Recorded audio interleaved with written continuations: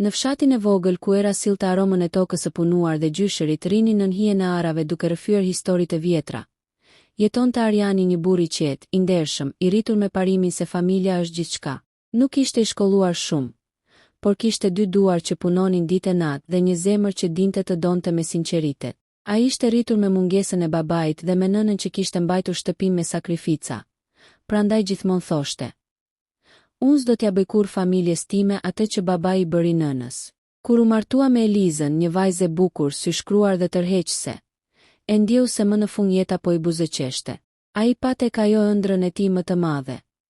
Të krijonte një shtëpi plot dashuri, harmoni dhe buzëqeshje. Ajo ishte e qeshur, e gjallë, e ëmbël dhe Ariani besoi se fati i tij po ndryshonte. Por koha, si gjithmonë, kishte mënyrën e vet për të treguar të vërtetat.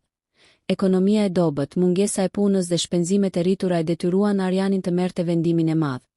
Të largohej në emigrim, jo për të pasuruar, por për të ndërtuar një jetë e qëndrueshme për veten, gruan dhe djalin e tyre të vogël, Ergit, që në atë kohë nuk ishte më shumë se 4 vjeç. Ai iku me shpirt të thyer, por me mendjen të mbushur me shpresë. Nuk e dinte se sakrifica që po jepte me gjithë trupin dhe shpirtin do të bëhej arma me të cilën fati do t'i godiste më rënd se kurrë. Nuk e dinte se ndërsa i punonte në shi, në mbor, në fabrike, në kantier, gruaja që ai adhuronte do të rëshiste në një tjetër realitet, një realitet që do ta shkatëronte. Dhe kështu fillon historia e një burri që dha gjithçka, dhe u tradhtua pikërisht kur duhej dashur më shumë. Ariani e kujton ende natën kur u nis. Ishte fund nëntori, ajri ishte i ftohtë dhe qielli i gri. Ai mbante në krah djalin e vogël, ndërsa Eliza qëndronte në prag të derës, pak e trishtuar, pak e hutuar, por pa derdhur asnjë lot. Ky ishte sinjali i parë që nëna e Arianit e vuri re. "Nuk çan gruaja kur ikën burri, jo për mirë kjo punë", i tha ajo ngadalë, ndërsa i hypte në furgon. Ariani e puthi Elizën në ball, i mori dorën dhe ja shtrëngoi me dhimbje. "Vetëm pak kohë, dashuri, vetëm pak. Mbaroj dokumentet, gjej punë të mirë. Rregullohemi pak, pastaj u marr të dy." Ajo buzëqeshi, një buzëqeshje që si shkoi deri në syt. "Puno, mos u shqetëso për ne." Dhe furgoni u largua, duke lënë pas rrugën e lagur dhe syrin e tij të fundit të djaloshi që po e shikonte nga dritarja e vogël e shtëpisë. Muajt e parë në emigrim Greqia nuk ishte ashtu siç e kishte imagjinuar. Në ditën e parë u zgjua në një dhomë të vogël me shtretër 3 katësh, një dritare të thyer dhe një ngrohse që mezi ndiste. Kishte ardhur me 3 djem nga fshati, dhe të gjithë shpresonin të gjenin punë në ndërtim ose në bujqësi. Dita e parë e punës ishte rënd. Kraharori i dhembi nga ngritja e thasëve, duart i plasën nga cimentoja, dhe shpinën e ndjeu sikur po ja coptonin. Por ai nuk u ankua kurrë. Sa herë shikonte foton e Elizës dhe Ergit në telefon, një val force i rrite në trup. Çdo mbrëmje sa mbaronte turnin, ai shkruante Elizës: "Si jeni? Si është djali? Çfarë keni bërë sot?" Ajo përgjigjej shkurt: "Mirë jemi. Mos u lodh shumë." Arianit i dukej sikur ajo fliste ftohtë, por ja mblidhte vetes. Mendonte se Eliza e kishte të vështirë, se ndoshta po vuante mungesën e tij, se po merre me fëmijën, me punët e shtëpisë dhe nuk i jepte rëndësi. Ndryshimet e para pas 2 muajsh punë të rënd, Ariani arriti të dërgonte paratë e para një shumë të mirë, sa për t'i blerë Ergit rrobat e dimrit, për të paguar detyrimet dhe për të rregulluar disa gjëra në shtëpi. Ai e telefonoi Elizën plot gëzim. "Me këto para mund të rregullosh dhomën e djali. Bëje të bukur, si e kemi ëndërruar."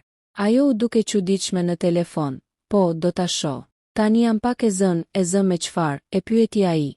"Punë shtëpie." Dhe mbylli bisedën. Nëna e Arianit i dërgoi një mesazh të gjatë pas disa ditësh. "Bir, Eliza ka filluar të dalë shumë. Vishët bukur, lë djalin shpesh te unë. Nuk dua të mendoj keq, por më duket çuditshëm." Arianit ju ftoh gjaku, por nuk donte ta besonte. Nuk donte, përgjigja e tij ishte e thjeshtë: "Mami, mos e gjyko. Njerëzit thonë gjëra. Ajo është gruaja ime." Gruaja që po ndryshonte dhe ndryshimi u bë i dukshëm. Eliza filloi të postonte foto të reja në rrjetet sociale. Flok të rregulluar, make-up, veshje të reja, pozuese si modele. Ajo nuk kishte qenë kurrë ashtu më parë. Nuk i pëlqente të ekspozohej shumë, por tani dukej sikur kërkonte vëmendje. Ariani e pyeti: "Kë po i bën këto foto?" "Për kë?" Ajo qeshi: "Po për vete more Arian. S'ka gjë këtu, mos u bë xheloz kot." Ai heshti. Kishte frikë të dukej posesiv. Kishte frikë të mos e largonte akoma më shumë. Telefonata që nisën të shkurtoheshin, ajo filloi të mos ja hapte telefonin shpesh. Ose i thoshte: "Jam me mikeshat, flasim më vonë." Jam në qendër. Jam duke bler diçka. S'ka sinjal këtu. Ndërsa I punonte natën deri në orën 2, zgjoheshte në 6, hante bukë djathtë dhe jetonte me frikën e telefonatës që nuk vinte. Një natë, kur më në fund Eliza ja hapi, zëri I saj ishte I çuditshëm, I qeshur, dëgjoheshin zëra meshkujsh në sfond. Ku je? Pyeti ai, te një shoqja po pim një gotë. Mos më kontrollo, Arjan. Dhe ja mbylli. Ai qëndroi ulur mbi shtratin metalik të punëtorëve, me duart që I dridheshin. Të tjerët flinin të lodhur nga puna, por ai ndjeu një boshllëk që nuk e kishte ndjer kurrë. Nuk ishte xhelozi.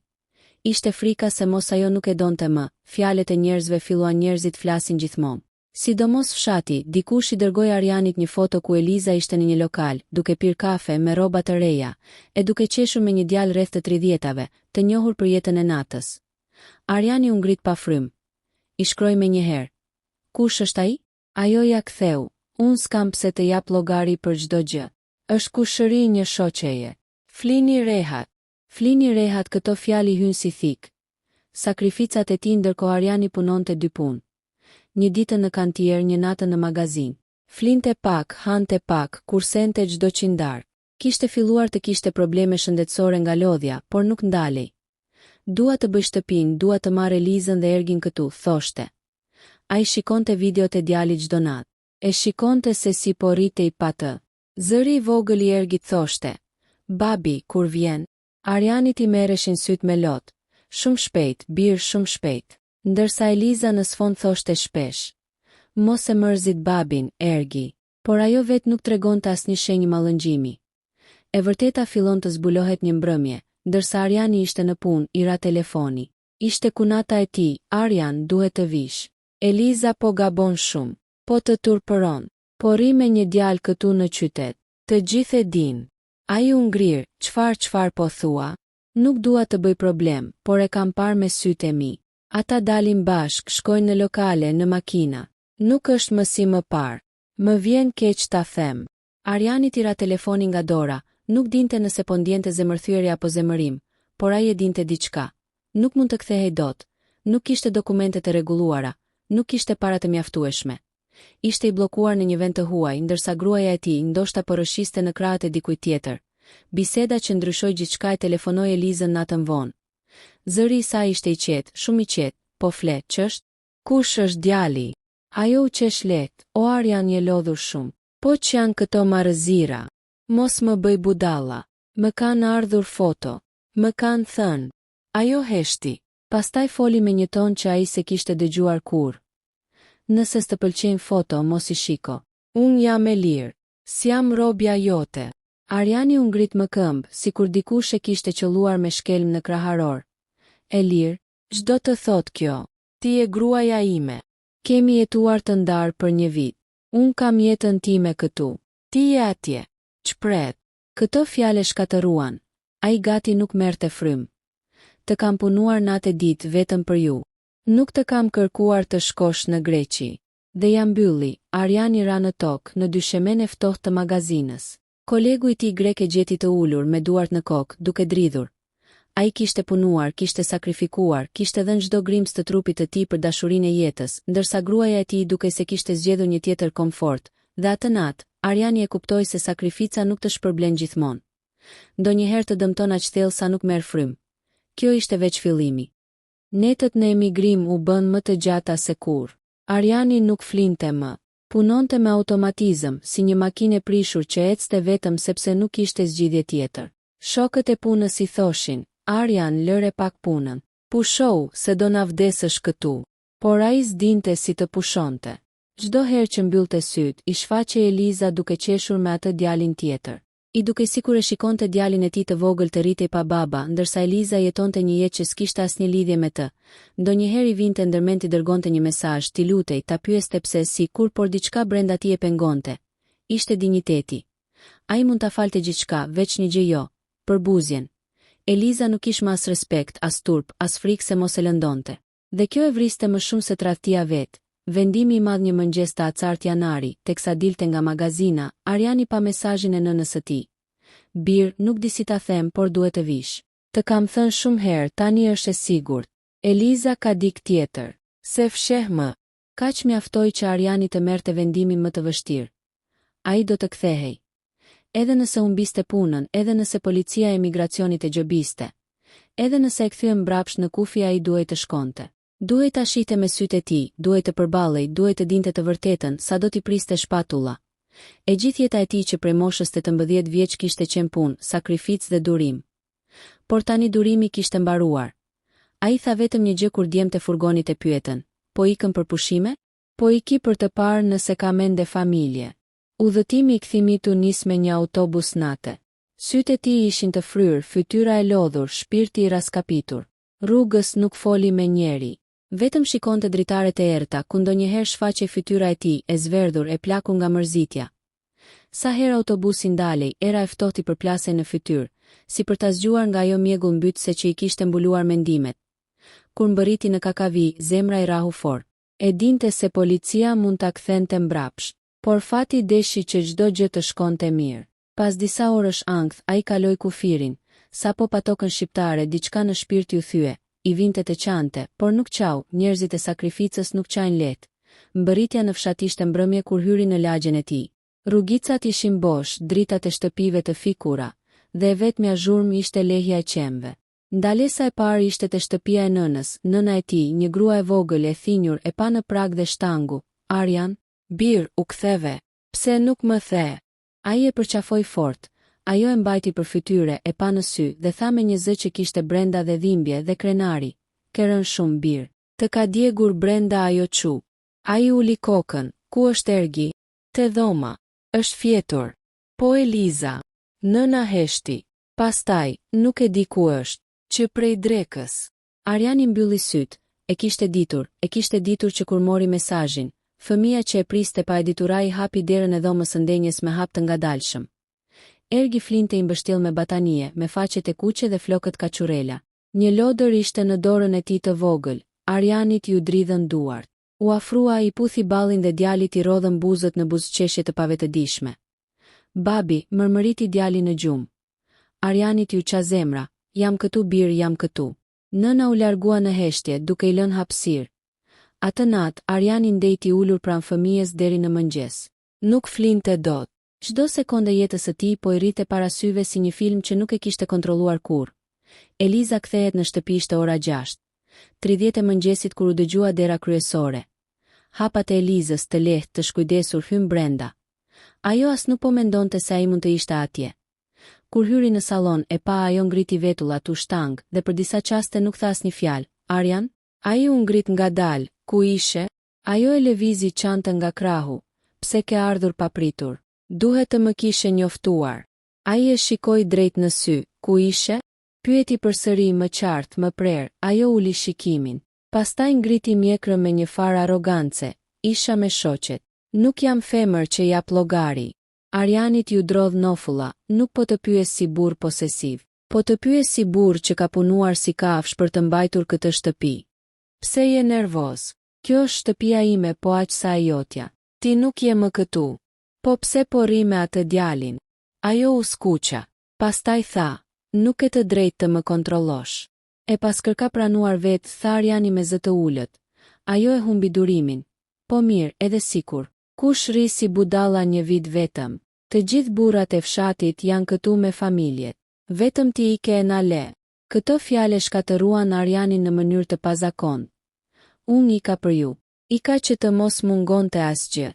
Ika që djali të mos rritej në varfërinë që pësova unë." Ajo ngriti supet sikur nuk i interesonte. "Mua nuk më pëlqen jeta pa burr. Dua dikë afër. Ti nuk ishe." Në atë moment, çdo gjëra në vendin e vet ajo nuk e donte. S'kishte mas një grimc respekti, vlerësimi, as falenderimi për sakrificat. Ajo e kishte ndëruar thjesht lehtë. Pas një pesh, sherri shpërthen zëri Arjanit u thellua i përzier me dhimbje. Pra ka dik tjetër ajo nuk foli, një heshtje rënd, helmues, ra mes tyre. Nëna e Arjanit hyri brenda e tronditur nga zhurma, mjaf. "Fëmia po fle." Por Eliza shpërtheu me një zë të lartë që nuk e kishte përdorur kurrë më parë. "Po, kam. Ja ta them hapur. Kam. Sepse jam lodhur të ri vetëm. Lodhur me premtime bosh. Lodhur me mungesën tënde. Dhe ai tjetri të paktën është këtu, më kushton vëmendje, më respekton, nuk më le të pres mesazhin tënd të mirë." Në atë sekond, diçka u këput brenda Arjanit. Si fije që nuk mbahet dot më, ai e shikoi dhe nuk e njohu më, se cili fjalë që ajo po nxirrte ishte një thik. Nëna e tij nisi të qante në heshtje. Ai pyeti me një zë që mezi e nxori, po djali? Ai çfarë është për ty? Peng.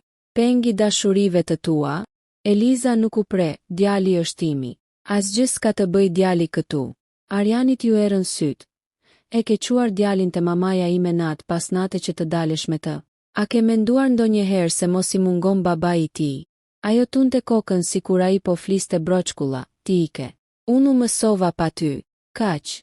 Këto ishin fjalët më të rënda që mund të dëgjonte një njeri që kishte sakrifikuar çdo minutë të jetës për familjen. Debimi Arjani nuk ngriti dorë. Nuk bërtiti më. Nuk tha më asnjë fjalë fyese. Thjesht ja hapi derën, dil. Eliza u shtang, çfarë? Dil nga shtëpia ime. S'të dua më. S'munde më. E ke thyer këtë familje me duart e tua. Nuk del unë. Ky është fëmia im. Bërtiti ajo, djali do rri këtu. Ti jo. Dhe nesër do shkojmë te avokati. Eliza u bë e kuqe nga inati. Ti s'mund të më përzësh. Por Arjani nuk lëvizi. Nuk u emocionua. Nuk u lut, ai ishte bërgur, nëna e tij hapi derën e jashtme. Ik moj bi për tani. Mos e ndërroni natën në ferr. Dhe Eliza doli. Duke sharë, duke kërcënuar, duke thënë. Do ta pendohesh, Arjan. Do ta pendohesh. Dera u mbyll pas saj. Arjani e kapi përfyti vete nga brenda që të mos u lërinte. Pastaj ra në dysheme.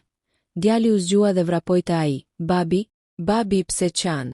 Arjani e mbajti fort, nuk qaj, bir ja më hyri diçka në sy, por ai po qante. Për një dashuri që e kishte vrar. Për një familje që e kishte humbur. Për një miq që ende nuk e kishte parë fundin. Mëngjesi pas asaj nate ishte i rënd, i zymt, dhe i ftohtë si një dimër pa diell. Shtëpia duke e qetë, por ajo qetësi nuk ishte paqe. Ishte një qetësi pas tuhis. Ajo që të mbërthe në stomak dhe të lë pa frym. Arjani nuk kishte fjetur as një minutë. Kishte ndenjur ulur në koltuk, duke dëgjuar frymarrjen e djalit në dhomën tjetër. Sikur ajo frymarrje e vogël ta mbante gjallë edhe atë. Nëna e tij i solli një filxhan çaji. Ajo e vështronte me sytë e skuqur nga lotët e fshehtë. Bir, mos vepro me nxitim. Mendo mirë. Arjani nuk foli. Sytë i rinin të ngulitur në dysheme, sikur po kërkonte aty ndonjë përgjigje që nuk vinte. Në fakt, ai kishte vendosur vetëm një gjë. Nuk do të humbiste mas një ditë tjetër nga jeta e të birit. Thirrja e parë rreth orës 10:00, telefoni i Arjanit ra. Emri i Elizës ndriçoi në ekran, ai nuk u përgjigj. Pas 5 minutash telefonoi përsëri. Më pas edhe një herë tjetër, derisa Arjani i lodhur nga tingulli hapi telefonin. Arjan, hap derën. Jam jashtë. Zëri i saj ishte i ngjirur, arrogant, sikur ajo ishte viktima. Nëna e tij vrapoi të hapte perde dhe e pa Elizën në obor. Me sy të kuq, flokët e shturur dhe një çantë të madhe hedhur në krah. Sikur ajo vetë ishte dëbuar padrejtësisht, jo sikur kishte shkatëruar familjen. Arjani doli jashtë, duke mbyllur derën pas vetes që djali të mos dëgjonte. Çfarë do? Ajo u ngrit në majë të gishtave për t'i parë syt drejt. Kam ardhur për djalin tim. Nuk ka asgjë që më ndalon ta marr. Arjani ngriti duart në xhepa, i qetë, por brenda i vlonte gjaku. Djali do rri këtu. Ajo qeshi me ironi, kush je ti? Ai babai që mungoi një vit, apo burri që përzgruan natën? Jam babai që punoi si sklav për të siguruar të ardhmen tuaj ndërsa ti më çoje parat nëpër hotele me të dashurin tënd. Eliza ju avit me fytyrë të ngrirë. Mos e përmend atë. Nuk ke asnjë provë. Aty Arjani ndjeu sërish shpimin në gjoks. Jo nga inati, por nga neveria. Aq sa nuk mendonte se mund të ndjente ndonjëherë më për të. Nuk më duhen prova për të vërteta që i ka parë gjithë fshati. Eliza u tërbua, mirë, po nëse se jep me të mirë, unë e marr me të keqe. Arjani nuk lëvizi, preke djalin dhe policia do vi me njëherë. Ajo duke e gatshme të shpërthente, por papritur diçka lëvizi prapa saj. Ishte ai djaloshi. Përballja e parë me të dashurin e Elizës saj ishte rreth 27 vjeç, me flok të shkurtra dhe vështrim të ftohtë. Nuk dukej as pak në siklet, përkundrazi dukej sikur po vinte për të marrë diçka që i takonte. Trim. U ktheve më në fund. Tha me përbuzje, Arjani e shikoi ftohtë. Nuk foli. Nuk kishte përse t'i jepte asnjë lloj rëndësie. Por djali i ri vazhdoi, meq po flasim hapur. Eliza nuk është më e jotja. Ti ishe shumë i zënë duke bërë rolin e emigrantit të ndershëm. E kupton. Eliza e kapi për krahësh sikur të thoshte mos, por ai nuk ndaloi, dhe djalin ajo e do me vete. Se unë jam me të. Fjalët e tij ishin një goditje e pastër në fytyrë. Nëna e Arjanit u afrua në prag dhe bërtiti. Turp të keni. As keni asnjë fije nderi. Ai djaloshi ja ktheu me cinizëm. Zonjë, bota ka ndryshuar. Jo si koha juaj. Arjani u kthye nga Eliza. Ky do të rrisë fëmijën. Ajo e uli kokën për një çast, pastaj tha, ai më do. Dhe unë jam e lirë. Ato fjalë ran Arjanit si plumb. Jo sepse donte ende, por sepse ajo po fliste si një grua pa përgjegjësi, pa maturi, si dikush që nuk e kuptonte se po bënte dëm të pamatshëm. Djali del jashtë teksa tensioni rritej, dera u hap paksa dhe ergi doli me sy të përgjumur dhe lodrën e tij në dorë. Mami? Eliza vrapoi me një herë drejt tij, zemra ime. Mami është këtu. Djali u hodh në qafë, por syti i hodhi drejt Arjanit. Babi, pse ju bërtisni? Arjanit ju mor fryma, jo, birë. Ne thjesht po flasim. Por Eliza e shfrytëzoi momentin dhe shtrëngoi më fort djalin. Më shko të marrim gjërat, se po ikim bashk. Djali ngriti kokën, ku po ikim? Me mamin. Arjani ndërhyri but, por i dridhur. Ergi, eja te babi një minutë. Djali hezitoi, Eliza e tërhoqi më shumë drejt vetes, jo. Ai vjen me mua. Djaloshi i ri u afrua një hap. Ajo çast ishte impres si thik. Arjani shtrëngoi grushtin, por nuk e ngriti, ergi dori këtu. S'do ketë më rëmuj për të. Djali nisi të qante, s'dua zënka. S'dua. Në atë moment, Arjani mori vendimin e dytë më të madh të jetës së tij. Do të luftonte për djalin me çdo mënyrë të ligjshme. Nuk kishte më kthim pas, policia vjen zëri i lartë i Elizës u dëgjua deri te rruga kryesore. Ajo nisi të bërtas se Arjani po i merrte djalin. Qytetarët e lagjes, kureshtar, nisën të dilnin nga portat, dikush thiri policin. Pas 15 minutash, një makinë policie u ndal para shtëpisë. Një oficer zbriti. Çfarë po ndodh këtu? Eliza nisi me një herë të qante me zë të lartë, duke treguar Arjanin me gisht. Ai po më ndan nga djali im. Ai më ka përzën nga shtëpia. Arjani qëndroi pa lëkundur, unë jam babai. Ajo ka dal natën dhe ka lënë fëmijën pa kujdes. Ka dëshmitar. Oficeri shikoi të dy palët dhe tha. Djali nuk lëviz nga asnjëri prej jush derisa të flasim në komisariat. Fëmia nuk shkon askum pa mua. Tha Arjani, as pa mua. Bërtiti Eliza, djaloshi i ri ndërhyri, por policia shtyu mbrapa. Ju nuk jeni pjesë e kësaj çështjeje. Largohu. Eliza e mbajti kokën lart, e bindur se policia do t'i jepte asaj të drejtë. Por oficeri, duke parë shenjat e qarta të konfliktit, tha. Djali do të qëndroj përkohësisht në shtëpinë e gjyshes derisa të shërtohet situata. Të dy u thirreni nesër në orën 09:00. Ajo shpërtheu, kjo nuk është drejtësi. Do më dëgjoni nesër. Ajo u largua duke bërtitur me djaloshin prapa saj që e ndiqte. Rruga u boshatis, era fryu ngadalë dhe shtëpia mbeti sërish e heshtur. Arjani ngriti djalin në krah. Ergi preku fytyrën dhe tha me zë të dridhur. Babi, mos më lini vetëm ju lutem. Arjanit ju thye shpirti, asnjëherë birë. Asnjëherë. Dhe ky ishte premtimi i parë që ai do ta mbante. Pavarësisht çdo betejë që e priste. Nata që pasoi ishte e gjatë dhe e rëndë për Arjonin. Ai nuk arriti të mbyllte sy. I dukej sikur çdo sekonde vetëm e largonte më shumë nga vetja. Nga jeta që kishte ndërtuar me duar të veta. Nga ëndra që kishte mbajtur gjallë në përdimrat e huaj. Nuk po e mundonte vetëm tradhtia e lirës. Po e mundonte fakti që ishte ndjer budalla, i mashtruar, i përdorur. Por ajo që e gëryente më shumë se çdo gjë ishte Adea, fytyra e vajzës së tij i dilte para syve sa herë mbyllte syt. Buzëqeshja e saj e pastër, duart e vogla që i kapnin fytyrën sa herë ai kthehej në shtëpi. Pyetjet pafund që i bënte për botën gjithçka.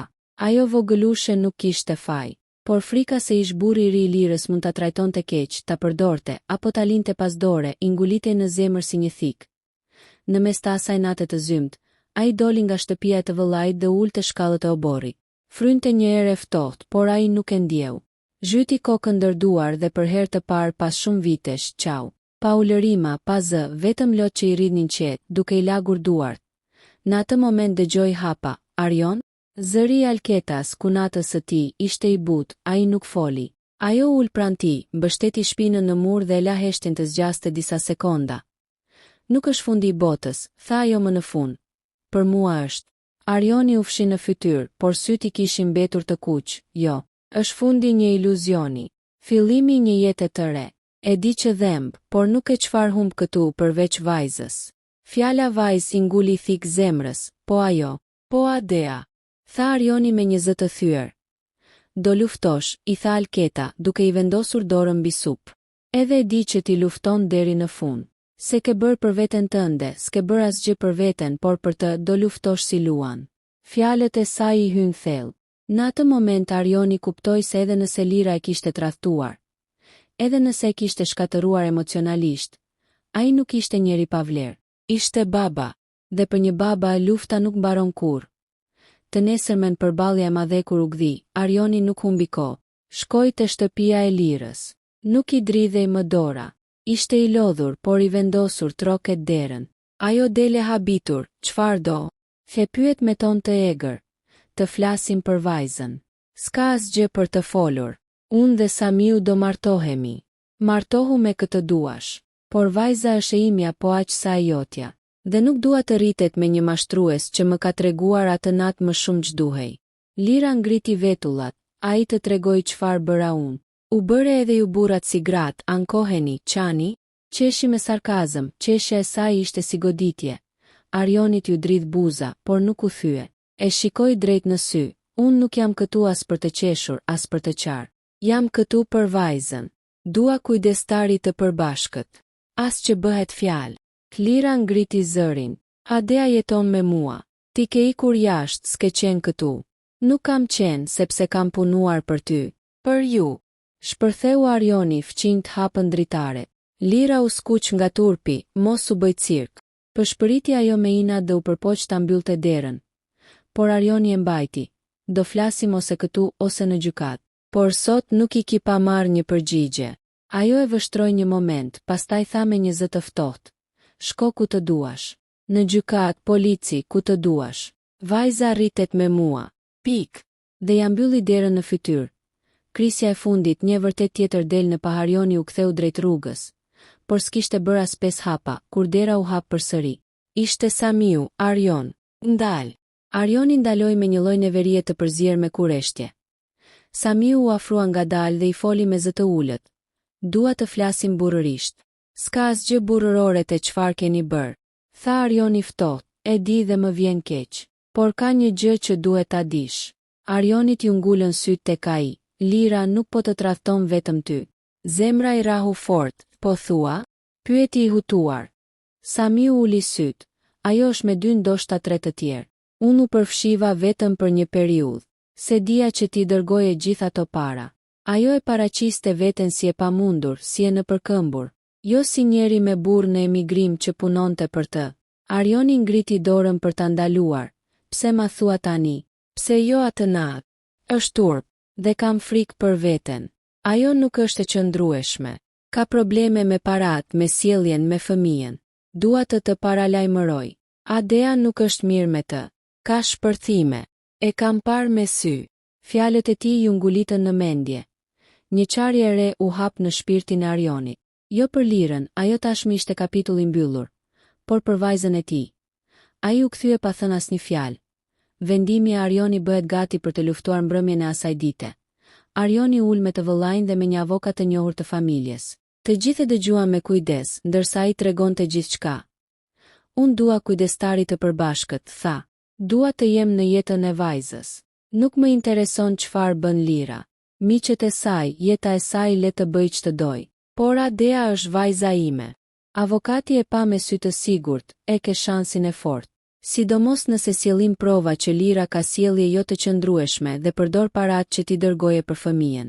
Prova kam, tha Arioni dhe u ngrit. Kam çdo mandat banke, çdo transferim, çdo muaj, fatura, mesazhe, foto të qeqeve që kam dërguar. E kam dokumentuar jetën time sepse gjithmonë kisha frikë se dikush do më akuzonte se s'kam bërë mjaft. Arion, i tha avokati, ndonjëherë frika e një njeriu të drejtë është arma e tij më e fortë. Ai mori frymë thellë. Nesër e nisim. Lira fillon rrëzimin e vërteta del ngadalë disa ditë më vonë.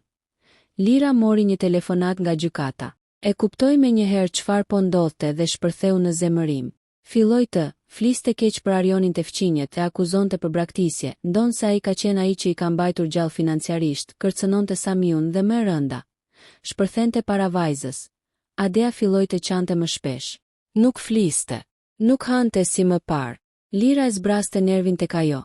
Një ditë, ndërsa Lira po fliste me zë të lartë në telefon duke sharë Arionin, Adea tha një fjali që i theu zemrën çdo ku që e dëgjoi. Mami, mos bërtit se më dhem koka. Dua mamin që kisha kur vinte babi në shtëpi. Ka çudesh, fqinjt filluan të flisnin. Samiu dha një deklarat.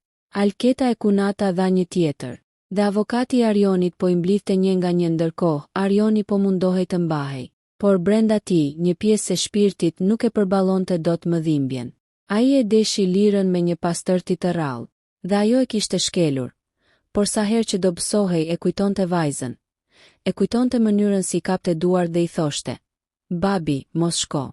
Përgatitja për ditën e gjykatës një javë gjysmë më vonë, gjithçka ishte gati. Avokati i kishte sistemuar provat. Arioni kishte përgatitur dëshmitarët.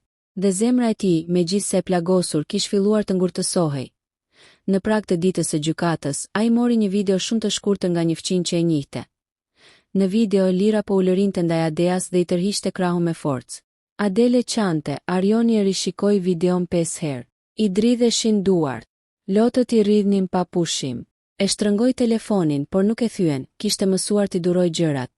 Ai ul në krevat, dhe për herë të parë pas shumë kohësh nuk ndjeu vetëm dhimbje, ndjeu zemërim të pastër. Jo të verbër, jo hakmarrës. Zemërim të një babai që po shihte fëmijën e vet të trajtohej keq. Nesër, tha ngadalë. Nesër do jetë dita ime. Salla e gjykatës ishte e ftohtë, e heshtur, dhe çdo gjë duke e ngrirë në një tension të padukshëm. Arioni hyri i pari, i veshur thjesht, por i pastër me fytyrën serioze. Nuk kishte gjumë, por kishte vendosmëri. Në dorë mbante një dosje të trash, provat e viteve të sakrificave të tij. Pak minuta më vonë, dera u hap sërish. Lira hyri me një vetbesim të rem, flokët e rregulluara me kujdes, rrobat elegante që i blinte me paratë e tij. Sa e pa Arionin, syt i nxirrën zjarr. Mos mendo se do fitosh, i përshpëriti me buzë të ngrira. Arioni nuk foli, vetëm e pa. Ishte hera e fundit që e shihte jo si grua, por si njeri që kishte shkatëruar jetën e atij që e deshi. Avokati i Lirës u ul pranë saj. I avokati të Arionit po ashtu. Gjykatësi hyri dhe përballja nisi. Dëshmia e Arionit. Gjykatësi dha fjalën Arionit i pari. Zoti Arion, pse kërkoni kujdestarit të përbashkët?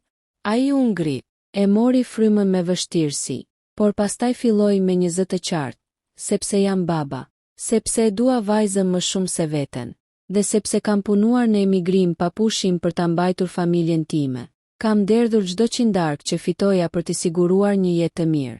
Dhe vendosi dosjen mbi tavolinë. Këto janë provat e transfertave mujore, faturave, mandateve. 4 vite pa munguar asnjë muaj. Kam punuar në kushte të vështira, vetëm që fëmia im të mos i mungonte asgjë. Ndërkohë një pjesë e këtyre parave nuk shkonin ku duhej.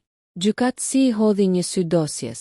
Avokati i Lirës ngriti vetullat. Arioni vazhdoi: "Nuk kam ardhur të shkatërroj askënd, as të marr vajzën. Dua vetëm që ajo të jetë e sigurt. Kam prova të sjelljeve të paqëndrueshme, dëshmi të fqinjeve." Dhe ai u ndal, mori frymthell dhe këtë video. E vendosi telefonin në tavolinë dhe gjykatësi e pa. Në video, Lira tërhiqte krahun e vajzës me forcë dhe u lërinte. Adea qante, gjykatësi ngriti syt. Salla ra në një heshtje të pjeshme, por e rëndë. Përgjigja e Lirës e vërteta i shpërthen në fytyrë: "Kjo është e sajuar." Bërtiti Lira me një herë: "Ai e ka bërë me qëllim. Më ka ndjekur." Gjykatësi e vështroi ashpër. Trupi gjykues do të vërtetoj burimin e videos. "Ju lutem flisni vetëm kur ju jepet fjala." Lira ul me nervozizëm. Kur i erdhi radha, ajo nisi me akuza të përqarta. "Ai nuk ka qenë kur. Më ka braktisur. Kam qenë vetëm me fëmijën. Unë kam qenë në stres. Dhe për këtë stres ke gjetur ngushëllim te 4 burra të tjerë." Tha avokati i Arionit. Lira u zbeh: "Kjo është shpifje." Avokati buzëqeshi ftohtë dhe nxori fletën që kishte Samiu firmosur si dëshmitar: "Nuk është shpifje. Kjo është deklarata e Zotit Samie, i cili pranon lidhjen me ju. Por edhe faktin se ju vazhdoni marrëdhëniet paralele me të paktën 2 të tjerë duke lënë fëmijën pas dore. Gjykatësi mori letrën. Lira u mbulua me djers, ai gënjen. A do e thërasim si dëshmitar? Tundi avokati kokën me qetësi. Lira dridhej. Ishte hera e parë që e humbiste terrenin. Deri tani kishte kontrolluar gjithçka.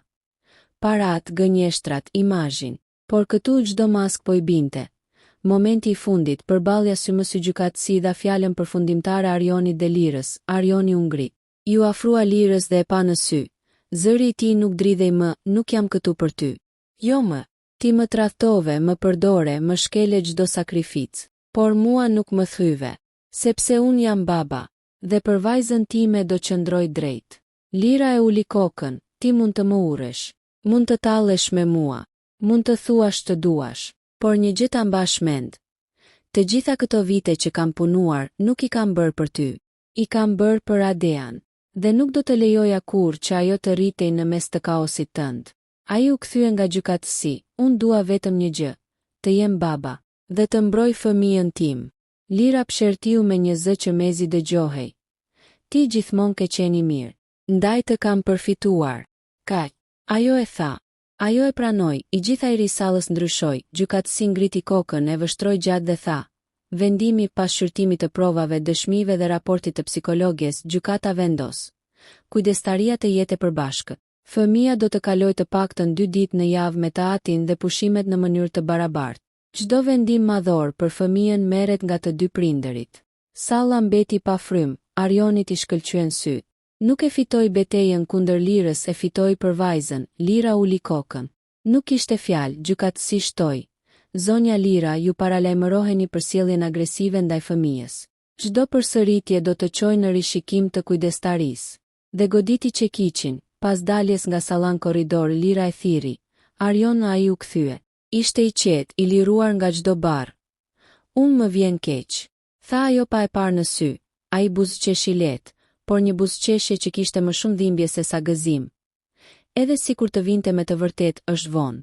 Po ti s'më urren. Pyeti ajo. Arioni e pa drejt. Jo. Të kam dashur shumë që të mund të urrej. Por nuk kthehem më. Dhe nuk e humbas më veten për askënd. Tani kam një jetë të re.